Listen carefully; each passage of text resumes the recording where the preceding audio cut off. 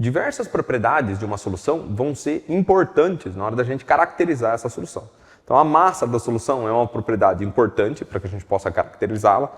O volume da solução é uma propriedade importante, sem dúvida, uma das mais importantes. A relação entre massa e volume, que é a densidade, é uma propriedade importante. A própria identificação da substância é uma propriedade de fundamental importância, porque não adianta a gente saber que você tem uma mistura se você não souber quem está misturado dentro daquela porção de matéria. E, de fato, a propriedade que vai ter um interesse prático mais relevante para nós no cotidiano é a propriedade chamada concentração. O que a concentração expressa? Ela expressa a quantidade de soluto dentro de uma certa quantidade, ou da solução ou do solvente. Tem diferentes formas da gente verificar isso. Então, quer dizer, quanto mais concentrado uma certa solução for, significa que é maior a quantidade de soluto que existe dentro de uma certa quantidade, ou da solução ou do solvente. Ou seja, mantendo fixas as quantidades da solução ou do solvente que a gente está avaliando, quanto mais concentrada aquela solução for, maior vai ser a quantidade de soluto dentro daquele elemento que a gente vai estar organizando.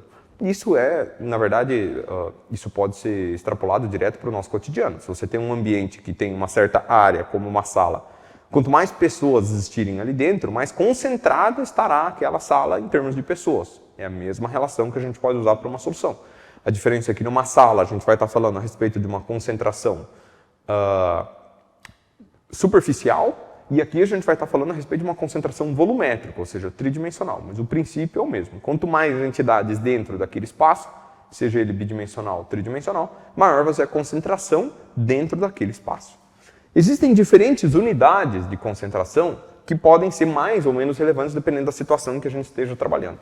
Então a gente pode falar, por exemplo, nas unidades de concentração comum, concentração molar, concentração molar, concentração percentual. Todas elas são unidades de concentração diferentes, mas elas expressam relações entre soluto e solução, ou entre soluto e solvente, da mesma maneira.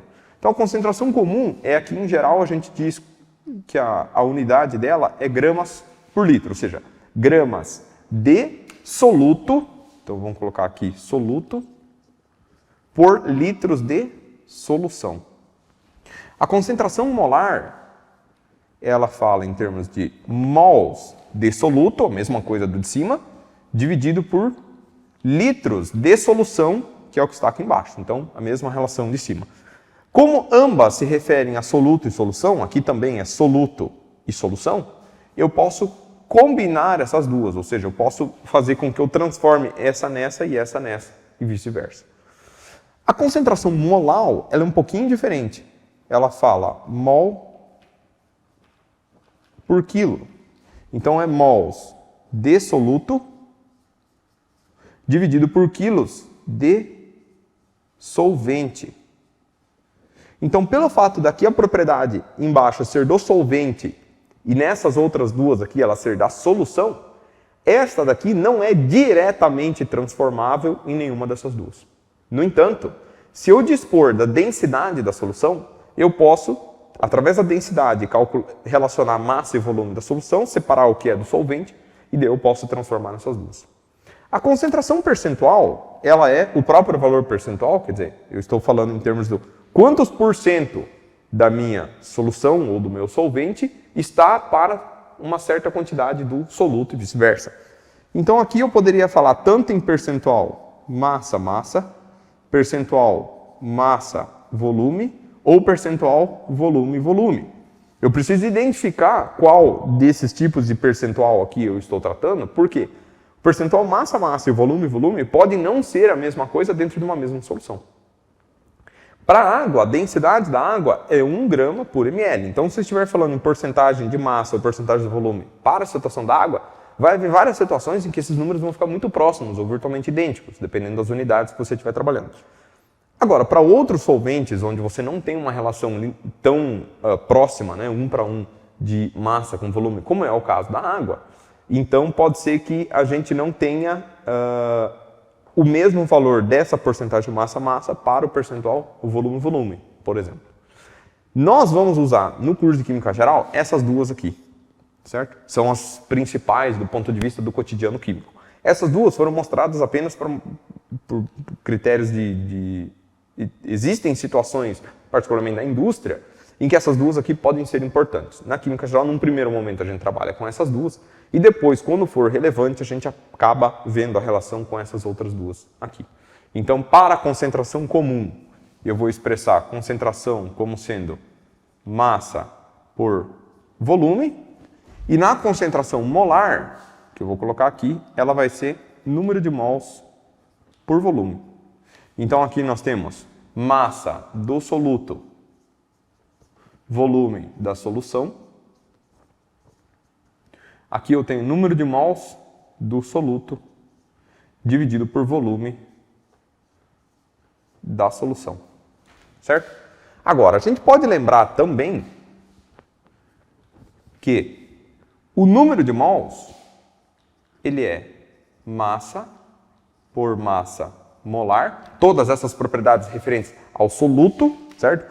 O número de mols do soluto é a massa do soluto dividido pela sua própria massa molar, certo? E a gente pode então substituir essa relação aqui dentro, ou seja, eu posso fazer isso aqui, ó. Número de mols vezes o inverso do volume. E o que é o número de mols? É isso aqui, massa por massa molar. Isso aqui vezes o inverso do volume. Ou seja, eu posso escrever que a concentração molar, ela é massa dividido por massa molar vezes o volume. Então, esta equação aqui é uma equação importante. E essa daqui, sem dúvida, é muito importante também.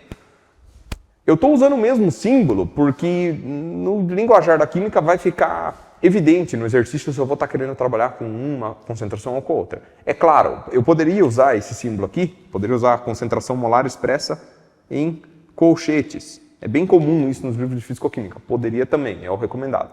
Mas como muitos alunos veem isso daqui no ensino médio em termos de C, para tentar evitar um pouco a confusão, eu vou manter essa simbologia. Mas vai ficar evidente nos exercícios qual das unidades de concentração eu vou estar interessado, porque eu vou expressar a unidade de concentração desejada. Como a gente tem essa relação aqui para concentração molar e essa daqui para concentração comum, a gente pode reparar o seguinte. Aqui, ó,